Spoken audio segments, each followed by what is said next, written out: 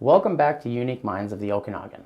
I'm Robb, and we are on location in Kelowna with Alex Sevigny, a renowned producer within the podcast community and the music industry. How you doing, Alex? Good, man. How about you? I'm doing good. Thanks for having us over and doing this interview. Do you want to tell the people basically who you are and where you're from and how you got started on the journey and the careers that you are in? Yeah, for sure. So like you said, my name is Alex Sevigny. I'm a producer here in the Okanagan. I've been producing for over 10 years now. I was thinking about it the other day and I was very surprised to see that number because time just flies by. But yeah, so I've been producing for 10 years. I started in high school. My school had a music composition program and they had a couple little recording studios. Nothing crazy because it's high school, but I just really found my love for producing there, just hanging out in the studio, recording stuff, all of the small stuff like running cables and, troubleshooting technology, all that good stuff. And yeah, I've just kind of always stuck with it, even if other stuff was going on in my life. It's been the one huge constant this whole time. That's interesting. The main parts that most people don't enjoy of it are some of your favorite aspects, the cables. Well, I maybe overstated that a bit, but yeah, I mean, it is fun. It is. Because when you solve the problem, like the light bulb goes off, you're like, oh my God. Yeah, there it especially is. even if it's like the smallest little things in production. It Which school always did you go is. to? For high school? Because I've never seen a high school that has music production. Yeah, so I went to high school in Salmon Arm, so not a lot of people from there. It's a pretty small town, but they had such a wonderful music program that really nurtured my love of music from an early age. I think grade 11 and 12, I took the music composition classes, and I just loved it. It was so cool. I think more schools should definitely have that program. Yeah, that's like if I would have had that option versus like learning music theory and things, I believe that would have been a different thing because like that is really cool to hear. Salmon Arm is probably one of my favorite areas within our interior for music scene, to be honest. So artistic for such a small town. Yeah, and the amount of talent that's come out of there that people don't know about is quite insane. Yeah. So you've been producing for 10 years. Is that professionally or just in general? Obviously, so I'm 29 years old, so I mean more than 10 years now, but obviously it starts off as a hobby and you're doing stuff I wouldn't recommend going and listening to the stuff I was doing 10 years ago. But I'd say within the last 5 to 7 years is when I started doing it a lot more professionally. It had always been a dream, and it really just took, head down, focus, constant improvement, trying to get clients, convince people, hey, I can make you sound good, which is a lot easier now with my portfolio of stuff I've done. But yeah. It's kind of interesting too because I do get aspects of producing music because I used to do it myself, but not to a level where I would be comfortable showing people that I was good at producing the music in the aspect of writing, composing. When it comes to the editing, mixing, mastering, that was always like an enigma to me. I could never fully comprehend it. And it's nice to see, it's enjoyable to see people who find it, the art behind it, because it is a total difference. There's producers who put out electronic music and there's producers who can write the songs and record it into the program, but to make it sound amazing is a total separate art. And I find that with music, it goes one path, and you when you see it, you understand it. But with podcasts and other things, as an avenue, I've never fully understood. Mainly because it's not something you think would use a lot of engineering behind it. But I guarantee that that's not the case. So when you mostly work with podcasts. Yeah, podcasts are like the day job, I guess I would say. Because there's millions and millions of podcasts in the world. So there's quite a lot of demand for post-production and stuff. podcasting is one area where the editing is like maybe one of the more important parts too, because there's so much stuff that gets recorded that you don't need, whether it's like the ums and ahs, or someone is just not really saying anything, but they're using a lot of words to not say anything. And then you kind of don't need that. No one wants to listen to that. So that's huge. And then just getting good source material too with the audio is huge. A lot of stuff is just like Zoom recordings, and then you have to do the best that you can with it just to make it sound listenable. So yeah, it's one of those things where it really comes down to all of those tedious things of just trying to make it sound perfect as close as you can. Yeah, and I like you when you're listening to a podcast. Is I guess what I should have said is when you're listening to the podcast and you're hearing how clear it is and how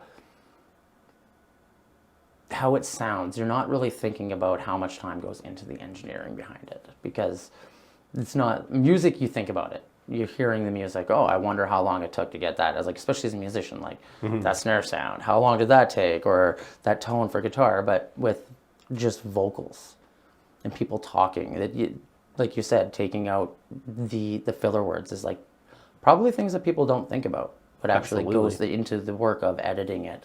And that's just the audio. If there's a video aspect to it, that's a total different thing. But like you were mentioning that there's millions of podcasts out there. So have you found that work has picked up for you now that, I guess, you do it full time? You have a portfolio of audio that works that you've done for podcasts. Do people just seek you out now? Well, I work for a company, so most of the client relations and marketing and stuff is for them. So I'm almost like on the back end, kind of. Like I wouldn't say that podcast clients are seeking me out as much as the company I work for. And then the busier the company is, the more work I have too. And podcasts have really exploded since like 2020. It's become a very prominent media form that I really think was much more fringe before that. No, totally. And I definitely think that podcasts are probably one of the number one ways to learn anything nowadays. You can do how-to videos, but the time that it takes to watch a video versus absorbing it, just listening to it while doing your daily routine, it kind of opens up a whole different avenue for creative people. And podcasts have so many different genres and varieties, and I listen to some spooky ones, and then Joe Rogan obviously is the main one that most people listen to. But what kind of podcasts, like, do you, when you're listening, because obviously you have to go through the whole episode. If you're editing, you've got to listen to make sure there's everything. So you listen to a lot of podcasts in your day, I assume. I would say so, yeah. Like generally like 2 a day, 5 days a week or more for going on 5-6 years now. That's a lot of podcasts. That's incredible, actually, to think about when you break it down to the numbers of how many you do on weekly. Have you found any that you have drawn yourself to that you still listen to daily just because you're like, I really enjoyed the content? Yeah, there's some, like when they verge more into, I'd say, philosophy or technology and stuff. That's like quite a lot more interesting than some other stuff, like if it's like business related. Do you find yourself, like, when you're editing, going back and listening to certain points over and over? Yeah, especially if there's like stuff that was kind of hard to remove. You got to listen to it and you start to go a bit crazy. You're like, does this sound natural, or have I just listened to it too many times now that at no point is it ever going to sound natural again? No, it's true. Like when you say the same word multiple times, it stops having that meaning. You're like, how is this even a word? It's like, it's when I'm editing video and I'm spelling a word and I'm trying, and you see it visually sitting on the screen multiple times, you start to like question yourself. Is that even how it's spelt, or what does that even mean anymore? No, there is a cool, like, I really enjoy podcasts because they have that element of conversation before. Like, you'd have like TED Talks, I guess, like whatever big like monologues. Yeah, and like, but to have that back and forth conversation and the accessibility that you have with them now, I find it has taken over, and I don't see it stopping. Like you said, there's so many, and so many people are creating more, and it's such a great way to gain information and have entertainment at the same time in a world that you're constantly having to move, that you can't just like sit down and relax. It kind of gives you that calming effect in the back of the mind. That's why I enjoy podcasts, at least. It kind of gives you that. I'm the type of person who likes to have a TV on in the background while I work or do anything, just sound. So it's a nice podcast because sometimes music will distract me. As a musician, I'll be trying to focus on something while listening to music, and all I can do is focus on little parts like guitar riffs or drum beats. And when it comes to producing podcasts, you have that down to a science, from what I've heard, and that you're extremely efficient in what you do. And musically, when you produce music, it's creative beyond belief. Some of the stuff that I've heard you write from multiple artists, because you play locally in Planetkiller, Muscle Crow, and there's no more, right? For local, yeah, that's. And then, but you are also in projects that are quite known globally, and it's amazing to see the progress, because we performed with each other right out of the pandemic, and that's kind of when I met you, and to see the progress of you guys performing live to the music that you're putting out now too, it's quite insane. And you do most of the production. Yeah. So you do the writing of the songs.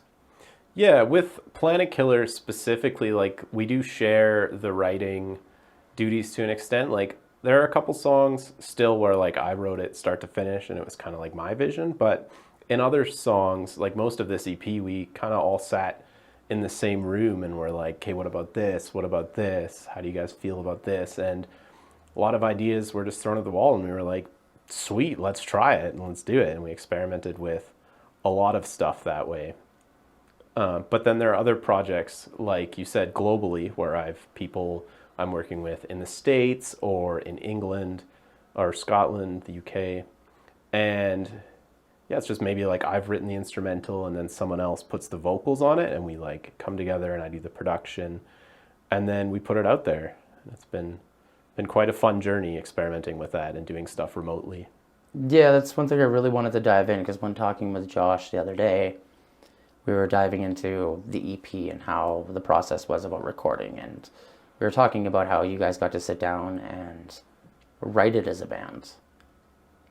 Was this EP more enjoyable to work on than the previous two, I believe it is, that you guys had? Yeah, we have 2 EPs before this current one. I don't know about more enjoyable, I guess, to an extent. It was certainly a longer process. Like, we chose to go a longer route instead of just like write the song, record the song, ship it. We kind of like wrote it, tweaked it, re-recorded stuff again, tweaked it, and then finalized it. And it was definitely enjoyable, but it was also harder, I would say. With the, yeah, I could see that. But regarding like the writing process, I should have clarified. With the writing process, was it the sound-wise? Do you think it came out differently just getting to sit down in a room together? Absolutely. And putting ideas? Because what I was mentioning with Josh is that bands have this, we were talking about how bands tend to try and push music out right away instead of sitting down and building their sound, their craft, what they really want to do. And it takes about 2-3 albums to get to a point where bands are creating the sound that is their sound, because they've finally like figured each other out, who plays well where and does that. And did you find that happen in this album? Yeah, like there's a lot more cohesion with the sound, with the writing, with the vibes, everything. Because before it was a lot of like, okay, here's a song I wrote, let's learn to play it together and put it out. And this time it was just all of us coming together and like knowing each other better now too. So there's a lot more personal taste from everyone in there, as opposed to maybe on previous albums where it's a bit more shallow, where someone had like a suggestion and we did it, but it wasn't as fully fleshed out as it could be. Fair enough. I know Storm the Empire is guilty of doing that, like with songs where it's here's the idea and we're sticking to it. Mm-hmm. And this is like now that we're writing new music because we're finally getting our album done as well. I'm actually sitting down and asking the guys, do you like this guitar riff? Does this work here? Instead of me being like, I think it works here, because I'm very bad for doing that. I have like a million ideas and it's like 4 bars this, 4 bars that. And I'm really bad at being able to step back and seeing what the whole thing is versus just the guitar parts, because I'm worried about doing a good job. And I find that that's my biggest hindrance, is like trying to allow that creative criticism, I guess, for myself, because I know Josh has humbled me quite a bit with my guitar playing lately, in the sense that like I used to think that my riffs were good, and then I hear what he writes and what you guys write, and even learning Muscle Crow, it makes me want to push myself harder as a musician myself, listening and seeing what my friends do, because sometimes as a musician I find you can hit a block, not just a creative block where you can't write music, but a block where your skill level can kind of stall and you end up sitting and writing the same stuff. And it's not really based off your inability to write new music, but your inability to focus on something new. And I find that's always been like the hardest thing for me. Have you ever felt that, like challenge-wise, that you have a hard time pushing yourself as a musician? I think that's part of why I surrendered to doing things more as a group with this EP. Because like you, I can be pretty rigid and I'll be like, okay, this is the song, like this is how it needs to go. But just taking that step back and letting other people into that process did allow me to open up more so, and like maybe write a different kind of riff that I'd never thought of doing before. And then now I'm writing riffs kind of like that and building on that. So I guess the more you can let those new ideas in, the more you can increase your like abilities just by virtue of different things coming out. Yeah, and it's definitely like a humbling experience too, I find, at least personally for myself, because as I was saying in our interview, you're extremely humble for your talent, and I like what you are capable of doing musically is pretty insane. Well, especially what you think about, and you this is my idea. The idea alone is insane. It is super talented. It's technical. It's fast. In a musical standpoint, from a metal musician, at least like what we play, it's perfect in the sense of where it goes, the placement, how long you're putting certain riffs. Like your production value makes your structures, I feel, amazing. Just listening to the songs in general, when you're listening to you guys play, it's synced. There's no like weird poem. Like you've seen bands where there's just like, why is that part of the song? Like, you know what I mean? Weird. I don't know. I don't understand what's going on. Yeah. But I've never heard a Planetkiller song, or even learning the Muscle Crow songs, that there's a part that's out of place. It's like water. It's like Bruce Lee as music. Yeah. Like I don't know how you managed to do it, because it's every time, like every song that I've heard, at least it has that from start to finish. And I think that comes from a lot of the hard work that you guys put in collectively, but also a lot of like the creative genius that comes out of you, because it's not easy to create things on levels that you guys do. Like I was saying to Josh, his drum level, his skill set, he's, in my mind, top 10 within the region. I would agree with that, yeah. And guitar-wise, so humble about it. Yeah, and like when it comes to certain styles, like yes, there's many guitar players like Chase, who is incredible at lead work, and there are people who are great at writing rhythms, but there are people who can write a good blend for all instruments. Not everybody can do that, and I feel that you can accomplish that pretty easily, but I think it just becomes to your sense of music knowledge, production knowledge, the years you've put in, like 10 years of working behind production. You've heard lots of different things. Have you worked with other genres? Absolutely. Because I know you have a side project yourself that is more indie soft, and it's quite enjoyable. I believe it was, I can't remember what it's called. Are you Morning. talking about, yeah, 5, Yes, it's 5 got- p.m. morning. Yes, Yeah, thank so you. that's my project to make, it's really pop punk inspired, but I think in execution it comes off a little bit heavier. Like it's got some hard rock to it, it's got some indie rock to it, like you were saying. And it's just an opportunity for me to make different sounds because metal is so dissonant and heavy, which I love, but sometimes there's softer ideas to portray with music. Yes. So that's what that project is for. And I will say, I appreciate your kind words about the flow and everything. I really appreciate that. With all the time I've spent writing, like I definitely have written my fair share of songs where there are moments where you're like, like this doesn't work. This is weird. Why do this? So at this point, I have a really good focus to just say like, okay, this riff goes for 8 bars, and then 2-bar or like a 2-beat pause, and then the next part, and then I've just gotten pretty good at getting the flow going and not getting bogged down by like weird parts that people are gonna not want to listen to. I mean, as much as possible. Like no one's perfect, but Do you produce electronic at all? I do. So I have like a lo-fi project called Should Be. Okay. So it's like boom bap, lo-fi hip hop kind of stuff. Sweet. And in high school, I did try my hand at dubstep. I feel like everyone has that phase Yep. where they were like trying to make loud, obnoxious Yeah, it's dubstep. like coloring your hair. Yeah, yeah. So yeah, and there's like a lot of cool learnings that comes from experimenting with the different genres too, I find. Because it's just a different perspective on writing and different things that make a song good in different genres. Honestly, I think that music is changing too in such a weird way that it's not like Polyphia is a prime example. You don't have to be heavy to be heavy. Totally. Like 90% of their songs don't have distortion, like Yeah. heavy distorted guitars. Well, it's funny given where they've come from, because like their first EP was like very metalcore, very genty, melodic still, but like kind of heavy, and now they're super prog and super cool. Like the way they play the guitar too is so revolutionary. And that's just the thing too, is like music is always expanding. So as a guitar player, it's hard to even keep up to some of the newer artists that are out there nowadays. That being creative when everything's been done, is I like, agree you know what I with mean? that. Like Strongly agree with it's that. it's hard. It's hard to come up with something at this point with the amount of bands out there, the amount of years that the music industry has been around. It's hard to come up with something new. And I find that the way they're pushing it is, it's not even technically the way they play.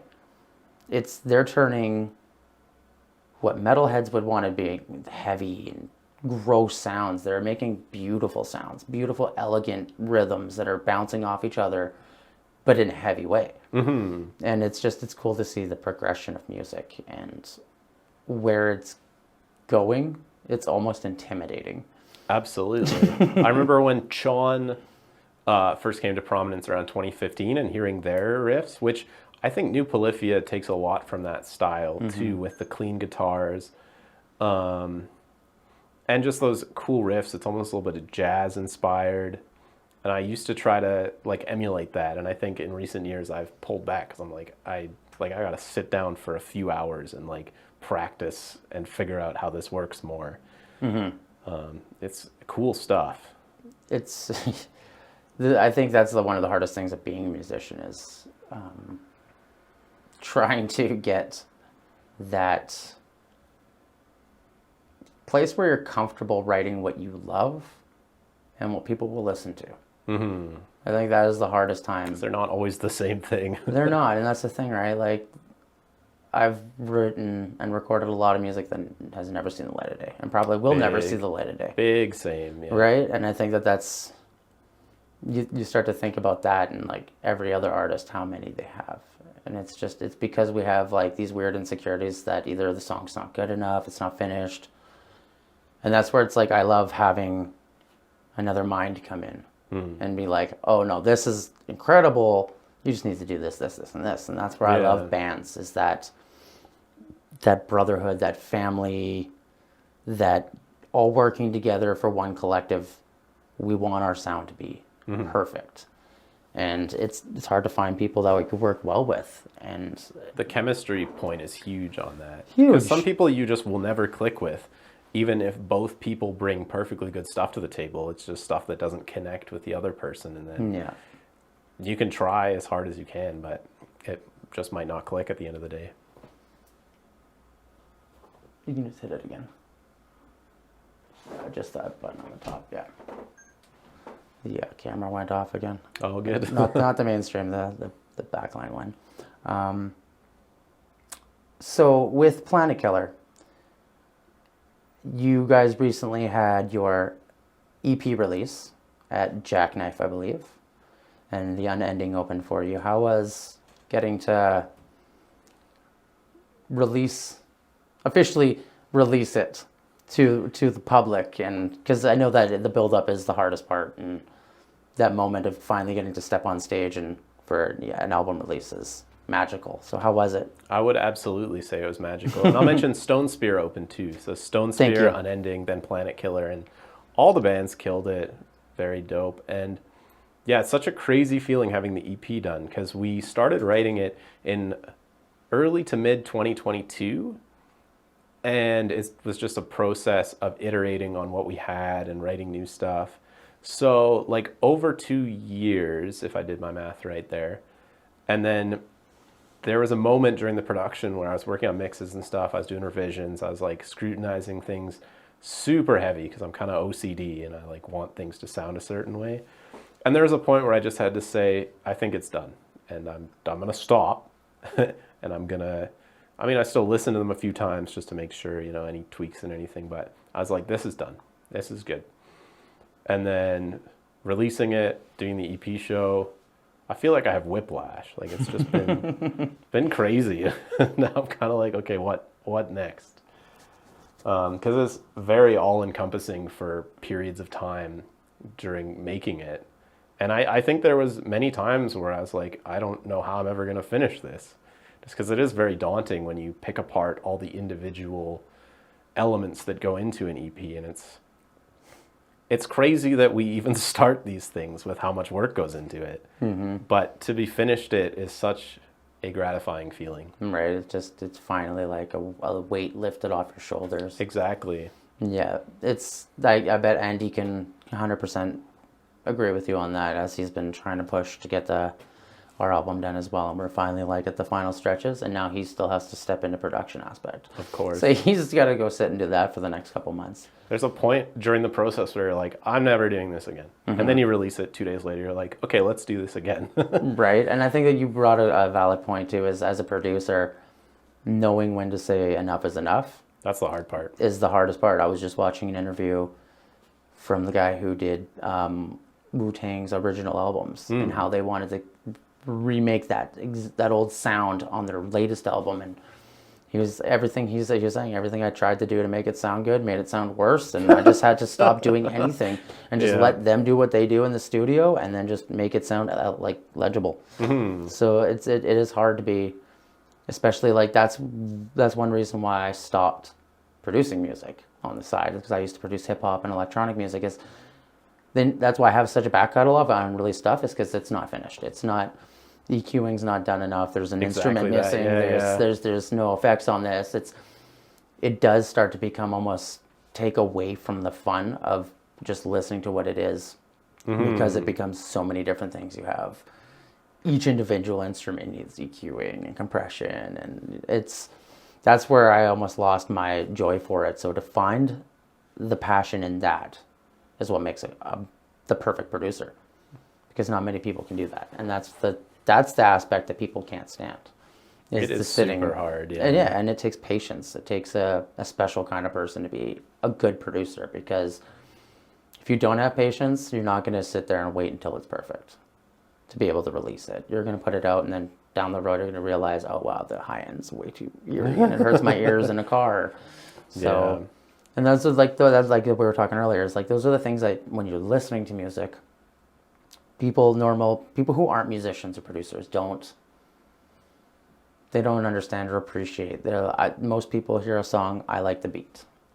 Yeah, or the vocals. And then vocals down the road. And then once you've listened to the song 50 times, you're like, oh, I really like that guitar riff that popped in for 2 seconds that nobody knows that the producer had to yell at the guitar player to do. You know what I mean? So some like millisecond thing that happened, and you're like, that's cool. yeah, half a cowbell. Like Yeah, exactly. it's a weird thing. Like, have you ever found that have you ever used something that's not musical as an instrument in a recording before? Oh man, yeah. I've, like banged on like a mic stand with like a drumstick, or just all kinds of weird stuff like that.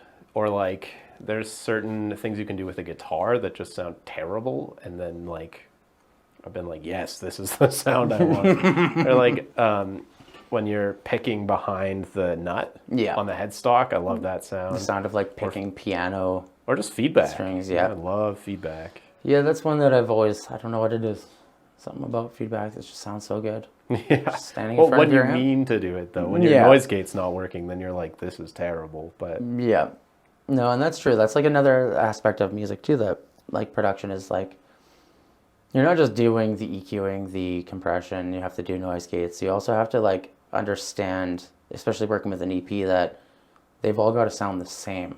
Consistency Consistency throughout the whole album. Yeah. And that's where I feel a lot of producers have a hard time, because they can get the song to sound good, but to get that song to sound like the next song and the song to sound like the next one in production value is where a lot of producers I find have a hard time. Mm-hmm. I've worked with producers many times, and you have them send you 4 different mixes and they all sound different, but it's not the sound that you're wanting. And it's because they're not used to doing that genre style. Or it is very hard. Like that is probably one of the biggest struggles of producing for people other than yourself, is just understanding what people want and understanding what people are hearing in something, because it's not necessarily what you hear in something. So you have to like take a step outside of yourself and be like, what is the essence of this thing that I'm trying to replicate?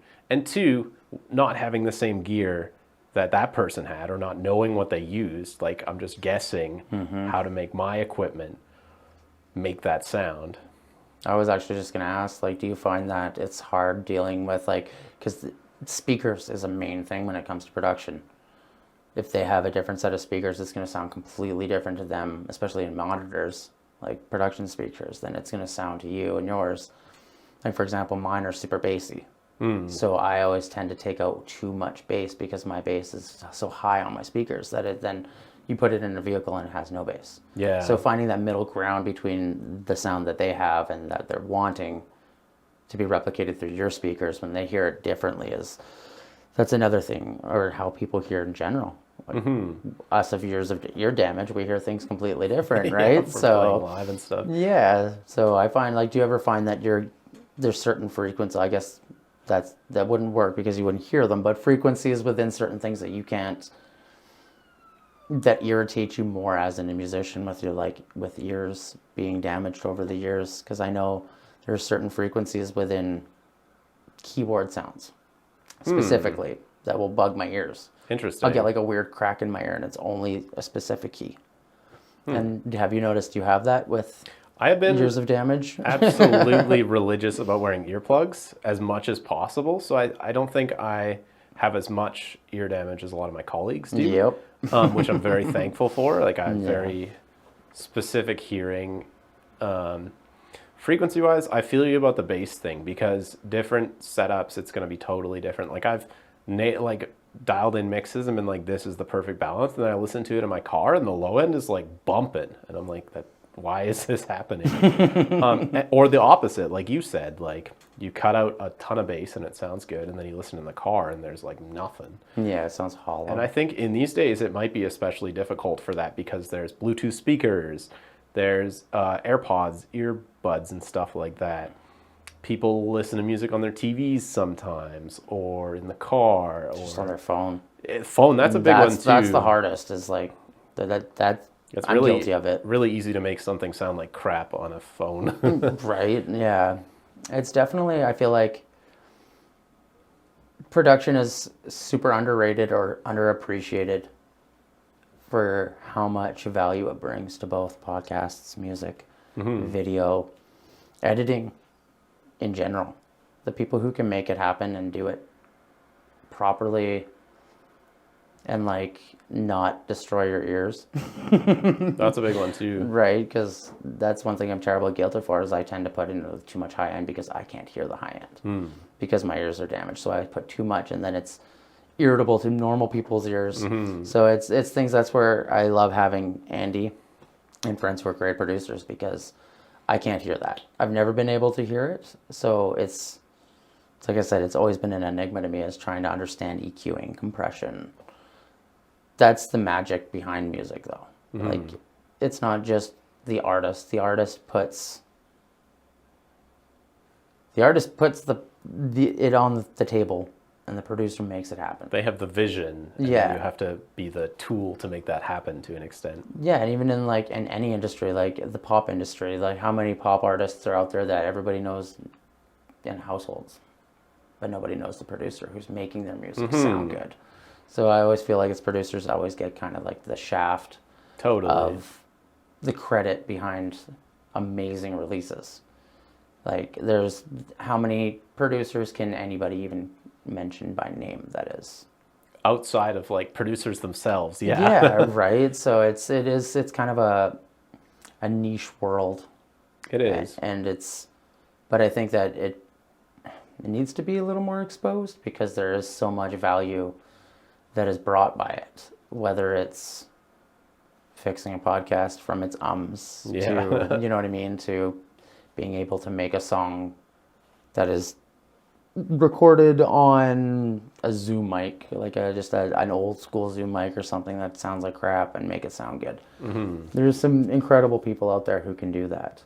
So much work goes into it too. Like the singer shows up, does like 2 hours of vocal takes, and then they go home. And then the producer like takes that, makes that sound good, and makes everything else in the mix sound good too. And it's such a ridiculous amount of work that goes into it for the lack of like publicity that gets. Pardon me. No, and it's true because I think it is a valuable point that, or at least such a value that's not being recognized. I guess is probably the easiest way to say it because bands can't do that. I know there are like, yes, we may be bands, but like I can't do that. If it wasn't for Andy, we wouldn't have that. If it wasn't for you doing the production, it wouldn't be done. You know, so there's always got to be that one guy in the band who just has that passion beyond the writing of the music. And as bands nowadays, it's not just writing and putting music out. Like, how much effort does it take for you to be able to put out a release on Spotify prior? So much work. Right? It's I think not it's just putting very it out. underappreciated by a lot of musicians and non-musicians, just how much it takes to schedule things, release things, like plan it all out, and to like deploy in a way such that it actually gets heard by people, because it's way too easy to put something out and have no one like really see it. There's so much competition for attention and everything, and it's really easy for something to just fall by the wayside. Do you guys do your releases independently, or have you? I've never asked if you guys are signed or not. Planetkiller is independent, so we do that all ourselves. I've done some things with labels, but it usually comes down to like they want to do the merch kind of thing because that's how they make money, and then the promotion still falls on our shoulders to do. So Okay. it's hard, yeah. What's been the biggest challenge with Planetkiller that you've had to this day?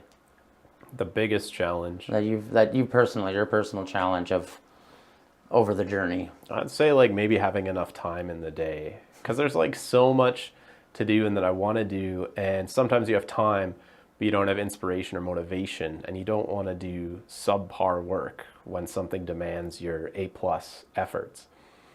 But yeah, having time and inspiration and both at the same time is quite challenging. Some days you're just so run down and you do everything else and you're like, wow, I was supposed to edit these Planetkiller guitars, but man, I really don't want to today. I can relate big time to that. And I'm sure Meg can vouch too. I get burnt out real easily, and trying to sync up motivation and my hard work ethic is, especially with music, it's really hard because I have so many hobbies and so many passions that I want. The music, it's like, it has fallen. I'm very guilty to say it's fallen to the wayside as my number one, and has probably become number four, number five because of family. Still and top five though. yeah, it's still got to be top five, but it's just I feel guilty that I'm not pulling my weight as a band member sometimes because I don't have that inspiration. When I do have inspiration, I'm not at home around my guitar, or like family life is going on. You can't just like stop. And having ADHD, I'm terrible for it, and I'll walk away and just like start doing something and not tell anybody where I am, and an hour later come back and I'm like, sorry, I had to get that done. Like it happens. But I think inspiration is a hard one because when it's there, you want to do it, and it's not like it can always be there. Like you're inspired, but like to physically be inspired to do something is a whole other ballgame. Absolutely. I don't think it gets talked about a lot. I'm super guilty of putting too much pressure on myself too, because like you said, you're like, oh, I should be doing more. In reality, you're probably doing a ton already, but you're just sitting there like, man, I gotta do more. Like I should be doing more right now or whatever. Like I pressure myself so much with this stuff. Yep. No. I can relate to that. My entire life is just I'm not doing enough. Yeah. I'm always trying to do something, and I think that's the being a creative. Absolutely. I think that's the main. Creatives are almost always like that. When they're in inspiration mode, it's inspiration mode. Nothing. They're blinders. Mm-hmm. Everything is focused on what you want to get done, inspired. But when you're not, it's the opposite of claustrophobic. It's just a giant open space, and you're just you don't know where to go because it's like there's so many different things to do, but really an infinite sea of possibilities. Yeah, but it's like without that inspiration or that motivation to want to pursue it, it definitely becomes a daunting feeling.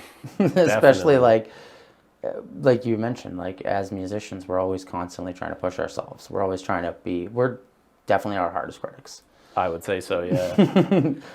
That's a problem I run into all the time. Like I'll have to ask Rochelle, like, hey, is this good? Because I just look at it and I'm critiquing it every second. Yeah, it's definitely hard. Besides podcasts and music, what other hobbies do you have? I love video games. Like it's a pretty common one, but I just love them. What kind of games are you into? Largely like first-person shooters, RPG games, stuff like that.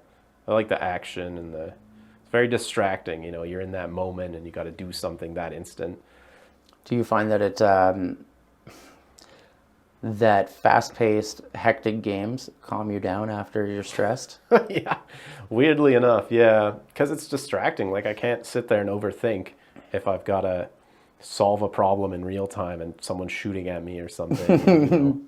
I ask because I feel like we have a lot in common in that sense, that I'm the same way. I'm like, what's the most painfully distracting game I can play right now that is going to make me constantly focus on something other than what I should be focusing on, which is probably producing songs for the band. Yeah. You know what I mean? So absolutely. Games are, I think it's a common thing within, me and Josh were talking about this too, is like video games, D&D, Pokemon cards, like there's always a weird fantasy-based escape for artists, as if we don't live in a fantasy enough. Yeah.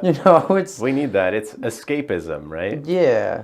I find it quite entertaining because gaming is one of the biggest ones for people, and I find that that's why I asked, is it because it's so fast-paced and high energy that it tends to soothe people, which is a weird concept. You think it would add more stress and it wouldn't be as fun, but I don't know what it is. Something about it. Yeah. Getting it out, I think, is what it is, right? Like totally. Kind of like that, releasing the EP.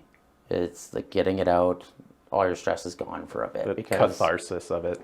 Yeah, because there's a lot that, like, if your brain's constant, like, I get it all the time, especially from my family, for example. Like, oh, you work on a computer, how can you be tired at the end of the day? Oh, man, yeah. I'm running my brain a million miles a minute, constantly. Same. From the moment I wake to the moment I sleep. If I'm not physically doing something, doesn't mean I'm not going to be tired.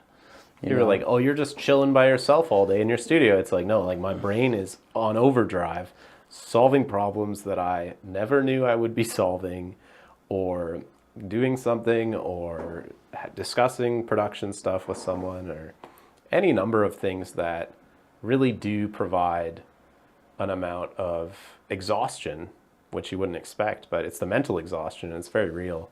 It is, especially when you're thinking that much. And I don't think that's why scientists are. I always have a theory. That's why scientists are always like so introverted and or cranky, is because their brains are running so much constantly that it never shuts off.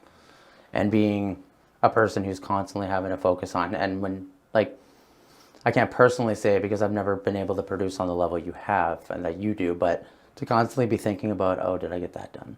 Was that good? Is that going to sound good? And then 5 days down the road, it sounds completely different. You're like, what the hell happened here? You know what I mean? Like, yeah, like sometimes I sit down and listen to music and then I'm like, man, like that snare tone or that guitar tone sounds so good. I have to make my guitar tones better. And so I try to listen to stuff that isn't metal sometimes if I'm not working, just so I don't get that itch of like, oh, I got to be better. I got to be better.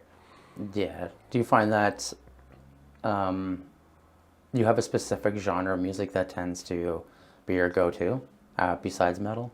It'd be like pop punk or hip hop. Those are the easiest on the brain, I'd say. Like it's nice for relaxing. I love hip hop. That's why I ask, because I find that it's funny. A lot of you don't think a lot of metalheads would like hip hop, but a ton do. There's a ton of artists out there who like metalheads who love hip hop, and I'm like, I think it's because we grew up in a generation with like the new metal. Oh, yeah, right. Yeah. Like if you listen to older metalheads, they don't like hip hop. No, they hate it. But we grew up with like bands that had hip hop in it, and I think it's one thing I love about music is there is no barriers. There's no limit to what can be done. There are some things that should not be done musically. Like I don't personally think mixing country and hip hop and metal all into one would ever sound good. And I think some genres should steer away from each other. But I think there's a really...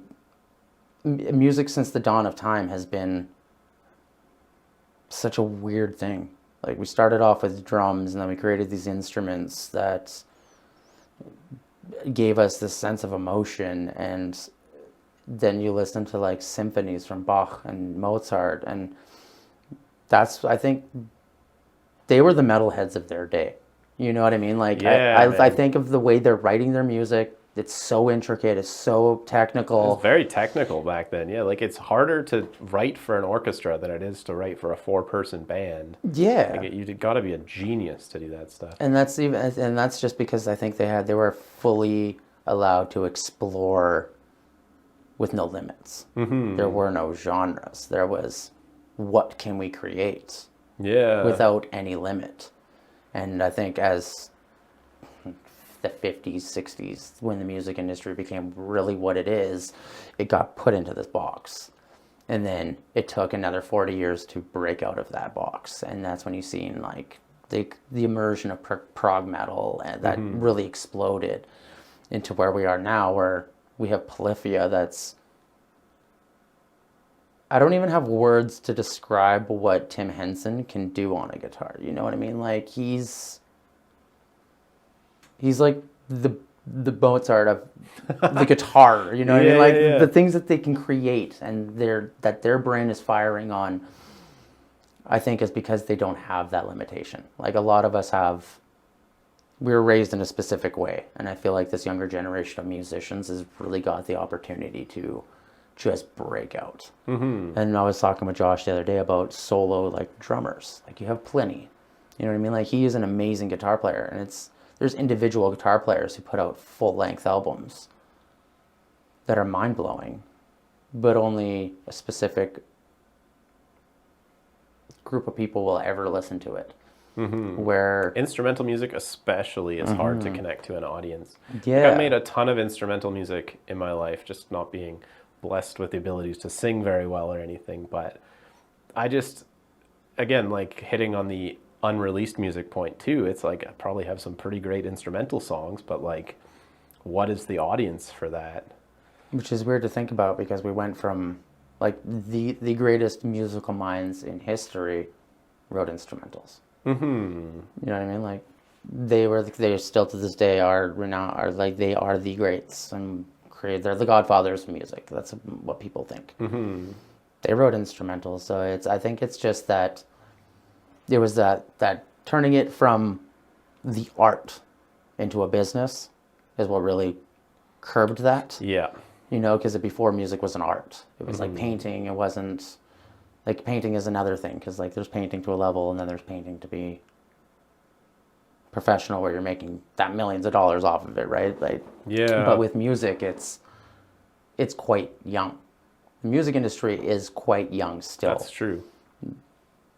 Where art industry, acting industry it's a lot older. We've had, I mean, acting realistically didn't get to a point where it was what we know as acting today until like the 80s. You know what I mean? Like there was some really cheesy acting up until like even in the 70s, 80s, 90s, there's cheesy acting where it's like you can't relate to that, but with music you can always relate.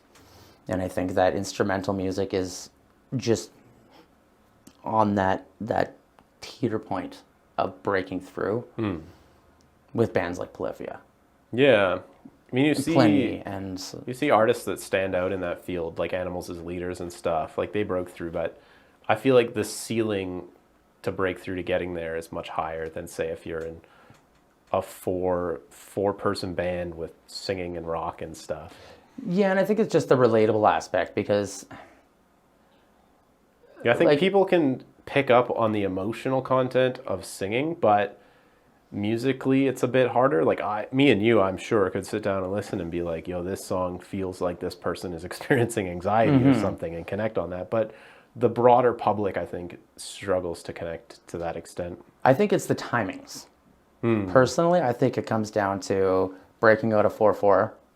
Yeah, there's a and lot. just a 4 on the floor, like just a simple break beat. I think as soon as you steer clear away from that, people get scared. Personally, I find a problem with that, because either you're in the 4/4 and the nerds don't like it, yeah, or you're in the weird times and then the normal people can't get it. And like so much of my music is right between those it's two. right. And I think that's exactly what we were saying. Like trying to connect the listener to the music you want to write, and the music that they want to hear is the hardest. And like, yeah, no, that's definitely where it comes down to. I think it's just that, like, even with vocalists, like I've had vocalists where you try and put a 7 in, a 7/8, and they get confused because they're not just rocking. They're not doing that Totally that dance that they need to be doing. And I think that's where people kind of get a little scared, is with metal, is that there's so much to know. And it's like being a professional hockey player. Like I'm not going to be able to relate to somebody who plays hockey because I have no idea about sports. I'm not a sports guy, right? So I can understand it and appreciate watching it. But as soon as you dive into the training, the history, it's like it's over my head. And I think that that's the same thing with metal and like instrumental music, is that it's, like I said, it's on that teeter point where people are like starting to appreciate and starting to be like, oh, this is really cool. Like you don't need vocals to sing to enjoy music. Because people listen to instrumentals, whether they're watching movies, TVs. You watch a YouTube video and somebody talking to you, listen to the background. There's instrumental very subtly underneath, right? So we listen to music instrumentally daily, and I don't think it's just so background. People are used to kind of they're used to hearing it, you know what I mean? So it becomes that, how do they connect? How do you connect to them? And as an artist, I think that is our hardest challenge. It's not the creating music, it's not the producing, it's not putting it out there, it's finding the right person to play it to. Absolutely. Because I find like musicians that have the hardest time of friends being like, yo dude, show me your band.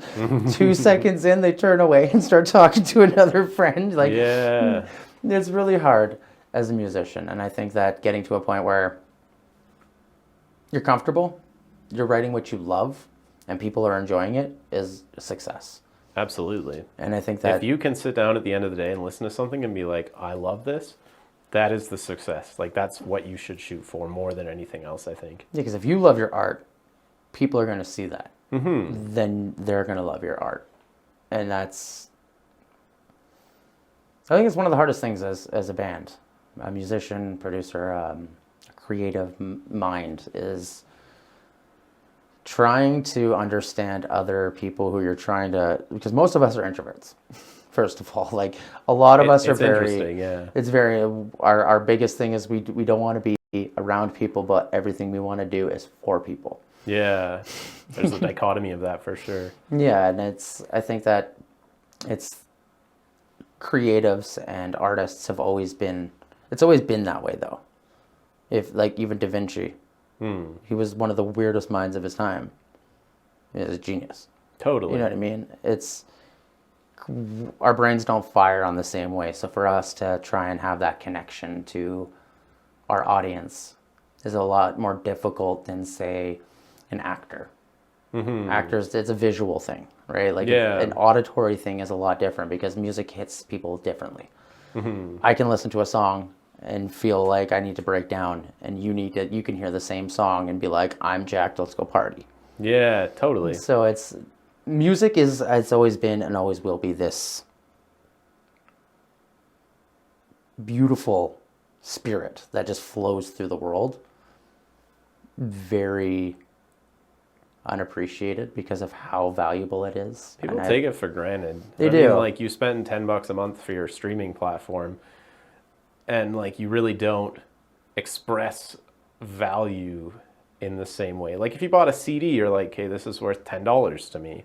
Now you're like, okay, I guess I love this song so much I'm going to listen to it 100 times. That's like maybe $5 to the artist. Maybe, yeah. Maybe I think 1,000 streams is like less than $100. Yeah. Or sorry, no, 50,000 streams is less than $100. It depends, and they've changed their rules on like Spotify at least on how they pay out royalties too. So yeah. That's a whole other. Music doesn't really economically make sense. No, in it doesn't. Ways. No, and that's why our parents always told us, have a backup and don't be a musician. Yeah. And it's how it's designed. Yeah. The industry is designed, and that's where being independent is very key. And that you guys do that. At least you can control some of these things a little bit more. I just think it's independence in any avenue is great. Like entrepreneurs I idolize people who can do things themselves versus having to outsource. It's just, I could never afford to outsource, so I kind of just started doing stuff myself, and it defines who you are at the end of the day, right? Like if you didn't go through all these struggles and trials and tribulations and songs that didn't go anywhere, like I don't think you guys would sell out shows. Totally. You know what I mean? Like it's really scrappy how you have to put everything together, and like again back to the problem solving of just like I need to do this.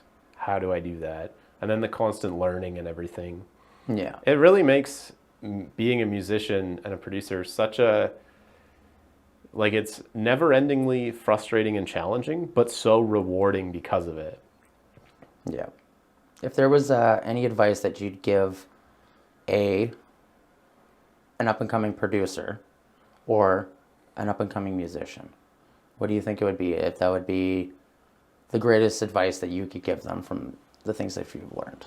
I'll start with musicians. I will say don't let perfect be the enemy of the good. Like I think musicians we do this. I'm calling myself out here. But we spend hours and hours listening to our stuff being like, oh, should I change something like 0.1%, or should I like take this thing out? Or we really overthink and second guess ourselves on stuff. Like if you write something and it sounds good, hell yeah.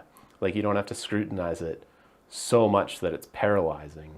Yeah. And I think that's the default for a lot of musicians, is just to be in this analysis paralysis with their music for so long.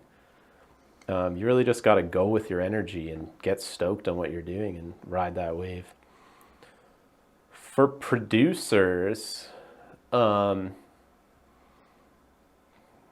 say maybe just like try to take stuff a little bit less seriously, because I'm super guilty for this. Like if I'm working on a song and I think it sounds great, and then I get like a revision note, like I'm used to it. Like this happens all the time now. It's just part of the process. But sometimes you can take it a little bit too personally, and you just got to be like, no, it's a song. It's cool. Whatever. We'll just tweak this little thing.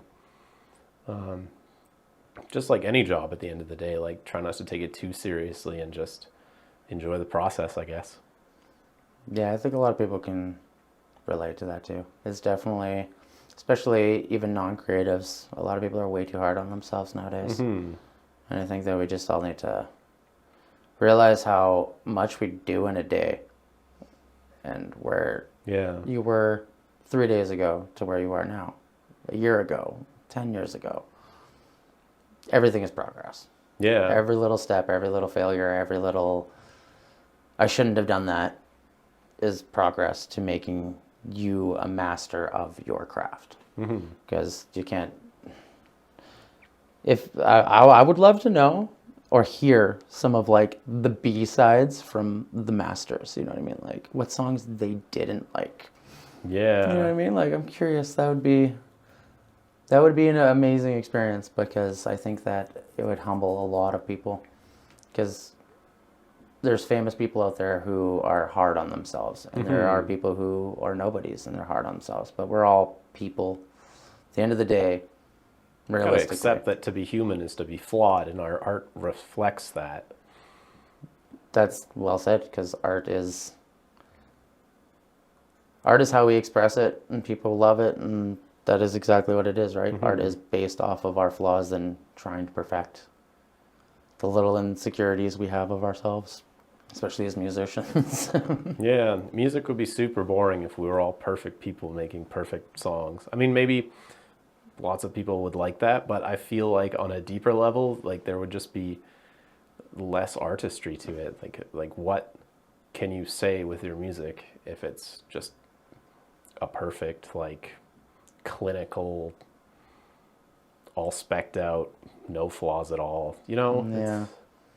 There's beauty in failure and flaws. Yeah. Yeah. Or else we'd all be too beautiful. Yeah, exactly. You know what I mean? Like we all It'd gotta be have so that. boring. Yeah, it would be. Well, I want to thank you for doing this. It was a great conversation, and I know I learned a ton. There was a lot of epiphanies and points where I'm like, damn, like never thought of it that way. So I appreciate you doing this with me. Well, thank you so much. I really appreciate you having me on today. Awesome, thank you. We'll see you guys next time.